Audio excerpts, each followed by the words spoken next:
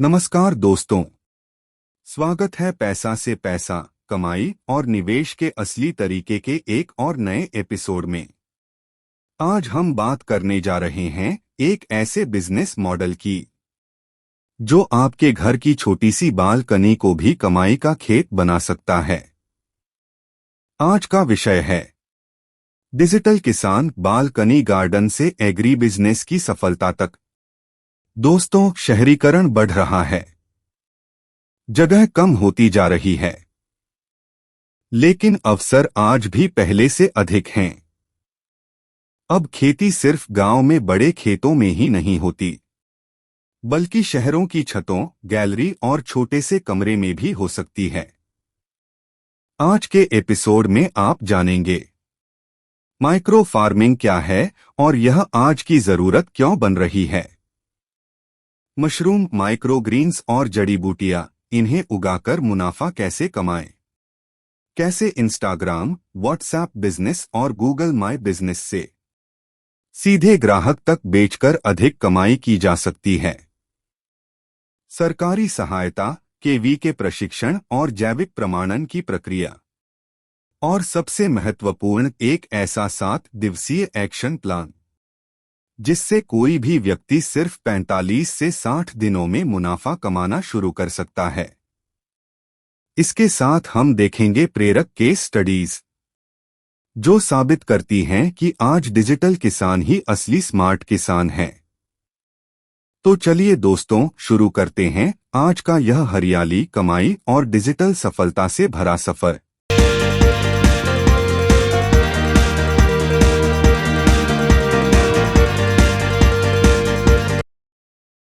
खेती, ये शब्द सुनते ही ना दिमाग में एक तस्वीर आती है। मीलों तक फैले हुए खेत, ट्रैक्टर और एक किसान। बिल्कुल परंपरागत तस्वीर। लेकिन जो सॉसेस आज हमारे पास है वो इस तस्वीर पर एक बहुत बड़ा सवाल खड़ा करते हैं। क्या सवाल? सवाल ये है कि क्या भविष्य का सबसे प्रॉफिटेबल खेत शायद 1 एकड़ जमीन पर नहीं, बल्कि शहर के किसी अपार्टमेंट की 10 बाई 10 की बालकनी या एक खाली पड़े कमरे में होगा? ये सवाल ही आज की हमारी पूरी बातचीत का सेंटर पॉइंट है। हम बात कर रहे हैं माइक्रो फार्मिंग की। Micro farming. और इसे सिर्फ छोटी खेती समझना मेरे ख्याल से इसकी सबसे बड़ी सिंप्लीफिकेशन होगी। अच्छा। जो रिसर्च हमारे सामने है उसके हिसाब से ये एग्रीकल्चर का क्या कहते हैं, टेक स्टार्टअप वर्जन है। Tech startup version. हाँ, इसमें जमीन से ज्यादा जरूरी नॉलेज है, ट्रैक्टर से ज्यादा जरूरी स्मार्टफोन है और मंडी से ज्यादा जरूरी इंस्टाग्राम है। एग्जैक्टली। तो आज का हमारा मिशन सिर्फ ये समझना नहीं है कि ये कैसे होता है, बल्कि ये जानना है कि इस मॉडल में ऐसा क्या है जो इसे ट्रेडिशनल फार्मिंग के मुकाबले इतना ज्यादा प्रॉफिटेबल और एक्सेसिबल बना रहा है। हम इकोनॉमिक्स, मार्केटिंग और कुछ कमाल की सक्सेस स्टोरीज की परतें खोलेंगे, ये देखने के लिए कि क्या वाकई एक कमरे से खेती का बिजनेस खड़ा किया जा सकता है। चलिए शुरू करते हैं। बिल्कुल। तो सबसे पहले इस कॉन्सेप्ट को थोड़ा और अनपैक करते हैं। माइक्रो फार्मिंग का मतलब सिर्फ छोटी जगह पर सब्जी उगाना नहीं है। नहीं। जब मैंने इन आर्टिकल्स को पढ़ना शुरू किया तो मुझे लगा कि ये अर्बन गार्डनिंग का ही कोई फैंसी नाम है, लेकिन ये उससे कहीं ज्यादा है ना? बिल्कुल। अर्बन गार्डनिंग एक हॉबी हो सकती है, लेकिन माइक्रो फार्मिंग एक बिजनेस मॉडल है। Business model. हाँ, इसके कोर में 3 चीजें हैं जो इसे पावरफुल बनाती हैं। पहला, जैसा आपने कहा, स्पेस का एफिशिएंट यूज। दूसरा, हाई वैल्यू क्रॉप्स पर फोकस करना, यानी ऐसी फसलें उगाना जिनकी बाजार में कीमत ज्यादा हो। ओके। और तीसरा, और शायद सबसे जरूरी, डायरेक्ट टू कंज्यूमर मॉडल, मतलब आप बिचौलियों को, मंडी को पूरी तरह से बाईपास कर देते हैं। ये डायरेक्ट टू कंज्यूमर वाला पॉइंट बहुत इंटरेस्टिंग है ना? क्योंकि ट्रेडिशनल फार्मिंग की सबसे बड़ी प्रॉब्लम ही यही रही है, किसान को उसकी मेहनत का सही दाम नहीं मिलता, क्योंकि बीच में बहुत सारे मिडिलमैन होते हैं। एग्जैक्टली। और माइक्रो फार्मिंग इसी प्रॉब्लम का सोल्यूशन है। इसके पीछे एक और बड़ा ट्रेंड है जिसके बारे में हमारे सोर्सेज बात करते हैं, सप्लाई चेन की फ्रेजिलिटी। मतलब हमने देखा है कि कैसे जरा सी गड़बड़ होने पर शहरों में ताजी चीजों की सप्लाई रुक जाती है और कीमतें आसमान छूने लगती हैं। हाँ, ये तो होता है। माइक्रो फार्मिंग इस सिस्टम को डिसेंट्रलाइज करता है। ये हाइपर लोकल फूड प्रोडक्शन का एक मॉडल है जहां खाना वहीं उगता है जहां उसे कंज्यूम किया जाना है। ये फार्म टू फोक नहीं, रूम टू फोक का कॉन्सेप्ट है। Room to folk, I like that. तो ये तो साफ है कि ये सिर्फ एक ट्रेंड नहीं बल्कि एक जरूरत भी है। बिल्कुल। पर यहाँ एक प्रैक्टिकल सवाल आता है, अगर किसी को ये शुरू करना है तो वो गेहूं या आलू तो नहीं उगाएगा। नहीं, बिल्कुल नहीं। सोर्सेज के मुताबिक सही फसल चुनना ही आधा गेम जीत लेने जैसा है, और इस लिस्ट में सबसे ऊपर नाम आता है मशरूम का। हाँ, और मशरूम एक बेहतरीन उदाहरण है ये समझने के लिए कि माइक्रो फार्मिंग की सोच कैसे काम करती है। कैसे? देखिए, मशरूम उगाने के लिए आपको धूप नहीं, अंधेरा चाहिए। अच्छा। खेत नहीं, एक 10 बाय 10 का कमरा चाहिए। और सबसे बड़ी बात, ये वर्टिकल फार्मिंग के लिए परफेक्ट है। मतलब आप एक ही कमरे में रैक्स लगाकर कई लेयर्स में फसल उगा सकते हैं। लेकिन मैंने सुना है कि मशरूम उगाना ट्रिकी हो सकता है, इसमें वो कंटामिनेशन का खतरा रहता है। तो क्या एक बिगिनर के लिए वाकई प्रैक्टिकल है? ये एक बहुत वैलिड पॉइंट है, और सोर्सेस इसमें साफ बताते हैं कि मशरूम की कई किस्में हैं। बटन मशरूम जो सबसे कॉमन है, उसे उगाने के लिए क्लाइमेट कंट्रोल और कंपोस्ट की बहुत स्पेसिफिक जरूरतें होती हैं। ओके। लेकिन ऑयस्टर मशरूम, जिसे ढिंगरी मशरूम भी कहते हैं, वो बहुत फॉरगिविंग है। फॉरगिविंग मतलब वो भूसे या गन्ने की खोई पर भी आसानी से उग जाता है और तापमान के उतार चढ़ाव को भी बेहतर झेल लेता है। इसीलिए ज्यादातर नए माइक्रो फार्मर्स ऑयस्टर मशरूम से ही शुरुआत करते हैं। ओके, तो oyster mushroom is the entry point. और इसका आरओआई कैसा है, क्योंकि आखिर में तो ये एक बिजनेस है। इसका आरओआई ही इसकी सबसे बड़ी यूएसपी है। अच्छा। फसल सिर्फ 45 से 60 दिन में तैयार हो जाती है। बस। हाँ, और क्योंकि आप इसे सीधे रेस्टोरेंट्स या हेल्थ कॉन्शियस ग्राहकों को बेच रहे हैं, तो आपको 200 रुपए से 400 रुपए प्रति किलो का प्रीमियम प्राइस मिलता है। क्या बात है! ट्रेडिशनल फार्मिंग में इस तरह के मार्जिन की कल्पना करना भी मुश्किल है। 45 दिन, ये तो वाकई एक गेम चेंजर है। मशरूम के बाद सोसेज में एक और चीज का बहुत जिक्र है, जो आजकल बड़े बड़े शेफ्स और फिटनेस इन्फ्लुएंसर्स के बीच काफी पॉपुलर है, माइक्रोग्रीन्स। माइक्रोग्रीन्स, ये क्या भला है? माइक्रोग्रीन्स असल में किसी भी सब्जी जैसे सरसों, मूली या चुकंदर के बहुत ही नन्हे पौधे होते हैं। अच्छा। इन्हें बीज से सिर्फ 7 से 14 दिन बाद ही काट लिया जाता है। बस 7 से 14 दिन? हाँ, इनकी खासियत ये है कि ये दिखने में बहुत खूबसूरत होते हैं, और रिसर्च के मुताबिक इनमें फुल्ली ग्रोन सब्जियों के मुकाबले 40 गुना तक ज्यादा न्यूट्रिएंट्स हो सकते हैं। 40 गुना? मतलब ये एक सुपर फूड है। बिल्कुल। लेकिन क्या इसका मार्केट है? क्या आम लोग इसे खरीदते हैं? इसका मार्केट बहुत नीश है, लेकिन हाईली प्रॉफिटेबल है। इसके खरीदार आमतौर पर 5 स्टार होटल, गोमे रेस्टोरेंट्स और हाई एंड सैलड बार्स होते हैं। अच्छा। जो अपनी डिश को सुंदर दिखाने और उसकी न्यूट्रिशनल वैल्यू बढ़ाने के लिए इसका इस्तेमाल करते हैं। तो आप यहाँ क्वांटिटी नहीं, क्वालिटी पर खेलते हैं। एक छोटी सी ट्रे में उगे माइक्रोग्रीन्स आपको सैकड़ों रुपए दिला सकते हैं। तो मशरूम वॉल्यूम का गेम है और माइक्रोग्रीन्स मार्जिन का। एग्जैक्टली। और तीसरी कैटेगरी है हर्ब्स की, जैसे तुलसी, पुदीना, रोजमेरी। मुझे लगता था कि ये तो हर कोई घर में उगाता है। इसमें बिजनेस अपॉर्चुनिटी कहाँ है? बिजनेस अपॉर्चुनिटी है ताजगी में। ताजगी। बाजार में जो सूखे हर्ब्स मिलते हैं और जो ताजे हर्ब्स आप उगाकर बेचते हैं, उनके स्वाद और खुशबू में जमीन आसमान का फर्क होता है। सही बात है। कोई भी शेफ आपको बताएगा कि एक अच्छी डिश का सीक्रेट ताजे इंग्रेडिएंट्स होते हैं, और शहरी ग्राहक इस ताजगी के लिए एक्स्ट्रा पे करने को तैयार है। इसमें एक और स्मार्ट बिजनेस मॉडल है जो सोर्सेज में हाईलाइट किया गया है, लाइव हर्ब्स बेचना। लाइव हर्ब्स मतलब आप हर्ब को गमले के साथ बेचते हैं। ग्राहक घर ले जाकर अपनी जरूरत के हिसाब से पत्तियां तोड़ता है और पौधा बढ़ता रहता है। ये एक ब्रिलियंट वैल्यू एडिशन है। ओके, तो फसल चुन ली, उगा भी ली, अब आता है वो हिस्सा जहां 90% नए बिजनेस फेल हो जाते हैं, सेलिंग और मार्केटिंग। सबसे मुश्किल हिस्सा। उगा तो लिया, लेकिन बेचेंगे कहाँ? मंडी जाना नहीं है, तो फिर ग्राहक कहाँ से आएगा? यहाँ पर टेक्नोलॉजी का रोल आता है ना? बिल्कुल, और ये इस मॉडल का सबसे रेवोल्यूशनरी हिस्सा है। किसान अब सिर्फ उत्पादक नहीं बल्कि मार्केटर भी है। सोर्सेज 3 बेहद पावरफुल डिजिटल टूल्स पर फोकस करते हैं। ओके। पहला है सोशल मीडिया, खासकर इंस्टाग्राम। पर इंस्टाग्राम पर सब्जी कौन खरीदता है? वो तो फोटोज और रील्स के लिए है। आप सब्जी नहीं बेचते, आप स्टोरी बेचते हैं। स्टोरी? आप अपने फार्म की जर्नी दिखाते हैं, बीज लगाने से लेकर कटाई तक। जब लोग देखते हैं कि आप कितनी साफ सफाई और मेहनत से ये उगा रहे हैं, तो एक ट्रस्ट बिल्ड होता है। आप #organic-mumbai या #freshgreens-delhi जैसे लोकल हैशटैग्स का इस्तेमाल करके अपने शहर के लोगों तक पहुंचते हैं। अच्छा। एक और स्मार्ट ट्रिक है अपने शहर के फूड ब्लॉगर्स को फ्री सैंपल भेजना। उनका एक रिव्यू आपको रातों रात सैकड़ों पोटेंशियल कस्टमर्स दे सकता है। ये तो ब्रांड बिल्डिंग हुई। हाँ, ये स्लो बर्न है, ब्रांड बनाने में टाइम लगता है, पर लॉन्ग टर्म में ये सबसे ज्यादा लॉयल कस्टमर बेस बनाता है। ठीक है, ये तो हुआ ब्रांड बिल्डिंग। लेकिन मुझे आज शाम को अपने 10 किलो मशरूम बेचने हैं, उसके लिए क्या? उसके लिए है दूसरा और शायद सबसे effective tool, WhatsApp business. WhatsApp? ये हाइपर लोकल सेलिंग के लिए बना है। आप अपनी सोसाइटी, अपनी कॉलोनी के लोगों का एक ग्रुप बनाते हैं, हर सुबह आप बस एक फोटो डालते हैं, आज के ताजे ऑयस्टर मशरूम सिर्फ 15 पैकेट उपलब्ध हैं, शाम 5 बजे तक डिलीवरी। अरे वाह! ये FOMO यानी fear of missing out create करता है। सही है। फसल बिकने से पहले ही उसके ऑर्डर आ जाते हैं। Zero wastage, zero storage cost. ये तो बहुत ही क्लेवर है। Direct selling at its best. और तीसरा टूल है गूगल माई बिजनेस। ये कैसे काम करता है? ये आपके एक छोटे से फार्म को एक प्रोफेशनल आइडेंटिटी देता है। आप गूगल मैप्स पर सुनीताज ऑर्गेनिक फार्म के नाम से खुद को रजिस्टर करते हैं। अब जब भी कोई आपके एरिया में सर्च करेगा ऑर्गेनिक वेजिटेबल्स नियर मी, तो आपका नाम, फोन नंबर और ग्राहक के रिव्यूज सबसे ऊपर दिखेंगे। अच्छा? ये पैसिव मार्केटिंग है, ग्राहक खुद आपको ढूंढता हुआ आता है। तो ये तीनों टूल्स मिलकर एक मल्टी चैनल मार्केटिंग स्ट्रेटजी बनाते हैं। ये सब सुनने में तो बहुत अच्छा लगता है, लेकिन क्या ये असलियत में काम करता है? करता है। हमारे पास छत्तीसगढ़ के सुनील कुमार की एक कहानी है जो इस थ्योरी को प्रैक्टिस में बदल देती है। हाँ, और सुनील की कहानी इसलिए फैसिनेटिंग है क्योंकि वो दिखाती है कि ये मॉडल सिर्फ बड़े शहरों के लिए नहीं है।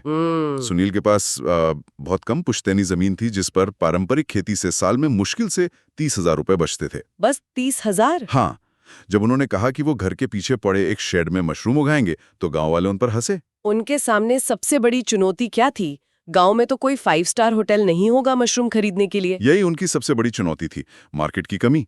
और उन्होंने इसका जो सोल्यूशन निकाला वो प्योर मार्केटिंग जीनियस था। क्या किया उन्होंने? उन्होंने ये नहीं सोचा कि मैं मशरूम कैसे बेचूं, उन्होंने सोचा कि मेरे मशरूम को कौन खरीदेगा और क्यों। ओके। उन्होंने पास के शहर रायपुर के जिम और योगा सेंटर्स को टारगेट किया। जिम और योगा सेंटर्स, ये तो out of the box thinking है। बिल्कुल। उन्होंने फेसबुक पर इन सेंटर्स के पेज ढूंढे और उनसे संपर्क किया। उन्होंने मशरूम को एक सब्जी की तरह नहीं बल्कि प्रोटीन के एक हाई क्वालिटी वेजिटेरियन सोर्स की तरह मार्केट किया। वाह! उन्होंने जिम जाने वालों की जरूरत को समझा और अपने प्रोडक्ट को उस जरूरत के सोल्यूशन की तरह पेश किया। ये प्रोडक्ट मार्केट फिट का टेक्स्ट बुक एग्जाम्पल है। और नतीजा? नतीजा ये हुआ कि आज सुनील न सिर्फ ताजे मशरूम बल्कि मशरूम का अचार और प्रोटीन पाउडर भी बनाकर बेच रहे हैं। क्या बात है! जहां वो साल में 30,000 रुपए कमाते थे, आज उनकी मासिक आय 25,000 से 30,000 रुपए के बीच है। मासिक? हाँ, उन्होंने साबित कर दिया कि आपकी जमीन कितनी बड़ी है ये मायने नहीं रखता, आपकी सोच कितनी बड़ी है ये मायने रखता है। ये कहानी वाकई कमाल की है और ये सुनकर कई लोगों को प्रेरणा मिलेगी। लेकिन अक्सर लोग पैसों और जानकारी की कमी की वजह से रुक जाते हैं। क्या सरकार की तरफ से कोई मदद मिलती है इस सेक्टर में? हाँ, और सोर्सेस के मुताबिक इस पर काफी काम हो रहा है।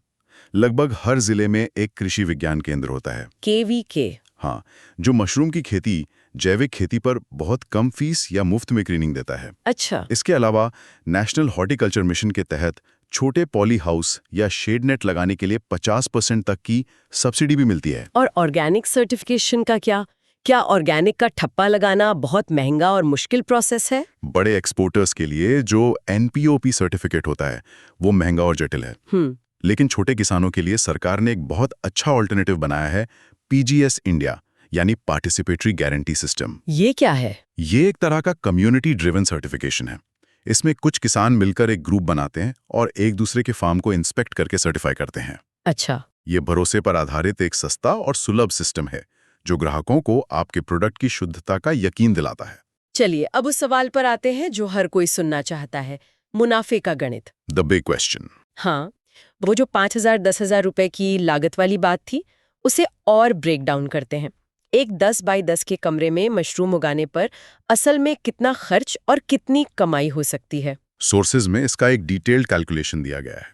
मान लीजिए आप 100 बैग्स की शुरुआत करते हैं। 100 बैग्स? भूसा, बीज, स्पॉन, पॉली बैग्स और कुछ दूसरे छोटे मोटे खर्च मिलाकर आपकी कुल लागत लगभग 4,000 रुपए के आसपास आएगी। 4,000 रुपए की कुल लागत?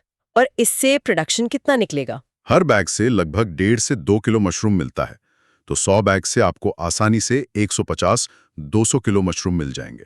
150-200 किलो? अब अगर हम 200 रुपए प्रति किलो का एक कंजर्वेटिव सेलिंग प्राइस भी मान लें तो आपकी कुल कमाई होती है 30,000 से 40,000 रुपए। ये तो अविश्वसनीय है। मतलब 4,000 रुपए लगाकर 30,000 से ज्यादा की कमाई, वो भी सिर्फ 45 से 60 दिनों में। हाँ। ये सुनने में इतना अच्छा लगता है कि यकीन करना मुश्किल है। इसमें जरूर कोई कैच होगा। वो कौन से हिडन वेरिएबल्स हैं जो इन नंबर्स को बिगाड़ सकते हैं? बिल्कुल, और ये सवाल पूछना बहुत जरूरी है। ये जो नंबर हैं, ये बेस्ट केस सिनेरियो हैं। इसमें 2 बड़े रिस्क शामिल नहीं है। पहला, क्रॉप फेलियर। अगर आपके कमरे में साफ सफाई का ध्यान नहीं रखा गया तो कंटामिनेशन से पूरी की पूरी फसल बर्बाद हो सकती है। ओहो। और बिगिनर के साथ ऐसा होने का चांस रहता है। आपका 4,000 का इन्वेस्टमेंट डूब सकता है। और दूसरा रिस्क? दूसरा रिस्क है मार्केट का। हो सकता है आपको अपने पहले बैच के लिए खरीदार ढूंढने में उम्मीद से ज्यादा वक्त लग जाए।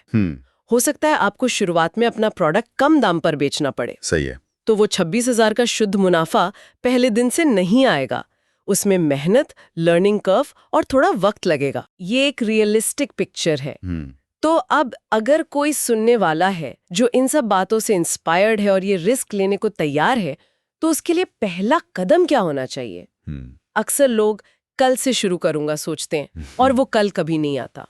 इसी नर्शिया को तोड़ने के लिए सोर्सेज में एक 7 दिन का एक्शन प्लान दिया गया है। 7 दिन का प्लान? हाँ, और इसका मकसद 7 दिन में बिजनेस खड़ा करना नहीं है, बल्कि सिर्फ पहला कदम उठाना है। ओके, तो क्या है ये प्लान? पहले 2 दिन सिर्फ क्यूरियोसिटी के लिए हैं। यूट्यूब पर oyster mushroom farming at home search करें और 2-4 वीडियो देखें। अपने जिले के केवीके को कॉल करके ट्रेनिंग की जानकारी लें। बस इतना ही। ठीक है। तीसरे और चौथे दिन एक्शन मोड में आए। घर का कोई कोना या स्टोर रूम चुनें, उसे साफ करें। Amazon या किसी लोकल सप्लायर से मशरूम स्पॉन का एक छोटा पैकेट और कुछ बैग्स ऑर्डर कर दें। ओके। 5वें दिन अपने बिजनेस को एक नाम दें और इंस्टाग्राम पर एक पेज बना लें। कमिंग सून लिखकर एक पोस्ट डाल दें। ये एक तरह से खुद के लिए अकाउंटेबिलिटी बनाना है। और आखिरी 2 दिन? छठे दिन जब आपका सामान आ जाए तो YouTube वीडियो देखकर अपना पहला 5-10 बैग्स का बैच लगाइए। ये आपका एक्सपेरिमेंटल बैच है। और 7वें दिन उन बैग्स की फोटो खींचकर अपने व्हाट्सएप स्टेटस पर डाल दीजिए with a caption, something exciting is growing. बस, आपने अपना सफर शुरू कर दिया है। कमाल है। तो आज की इस पूरी बातचीत से जो सबसे बड़ी बात निकल कर आ रही है वो ये है कि खेती अब सिर्फ जमीन और पानी का खेल नहीं रही। ये नॉलेज, टेक्नोलॉजी और डायरेक्ट टू कंज्यूमर मार्केटिंग का एक इंटरसेक्शन बन गई है। माइक्रो फार्मिंग शहरों में रहने वाले लोगों के लिए, कम जमीन वाले किसानों के लिए अपना खुद का कुछ शुरू करने का एक जबरदस्त मौका है। बिल्कुल। और मैं इस चर्चा को एक सोच के साथ खत्म करना चाहूंगा। बताइए। हमने देखा कि कैसे खेती जैसी एक सदियों पुरानी पारंपरिक चीज को एक कमरे में लाया जा सकता है और टेक्नोलॉजी की मदद से उसे एक प्रॉफिटेबल बिजनेस में बदला जा सकता है।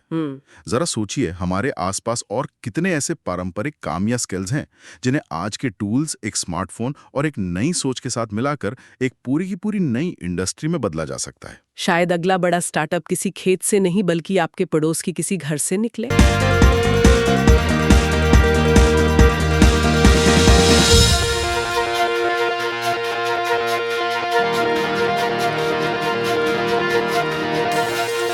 तो दोस्तों, यह था आज का एपिसोड। डिजिटल किसान बालकनी गार्डन से एग्री बिजनेस की सफलता तक। उम्मीद है कि अब आप समझ गए होंगे कि खेती करने के लिए न जमीन की जरूरत है, न बड़े निवेश की। बस जरूरत है सही फसल चुनने की, थोड़ी सी जानकारी की और डिजिटल टूल्स का सही उपयोग करने की। याद रखिए, माइक्रो फार्मिंग कम जगह में भी बड़े नतीजे दे सकती है।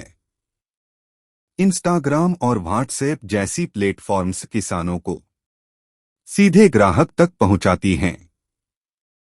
सरकारी सहायता और प्रशिक्षण आपका रास्ता और आसान बना सकते हैं। छोटे कदम भी बड़े बदलाव लेकर आते हैं। अगर आप भी अपनी बालकनी या छत को कमाई का नया रास्ता बनाना चाहते हैं तो आज ही अपना पहला छोटा प्रयोग शुरू करें, क्योंकि शुरुआत वहीं से होती है जहां से सपने हकीकत बनते हैं। अगर आपको यह एपिसोड पसंद आया हो तो स्पॉटिफाई, जियो सावन, Amazon म्यूजिक और YouTube पर हमारा शो फॉलो करें। हम हर शुक्रवार आपके लिए लेकर आते हैं ऐसे ही उपयोगी, प्रेरक और कमाई बढ़ाने वाले एपिसोड्स। मिलते हैं अगले शुक्रवार एक और नए एपिसोड में। तब तक सीखते रहिए, कमाते रहिए और आगे बढ़ते रहिए। धन्यवाद।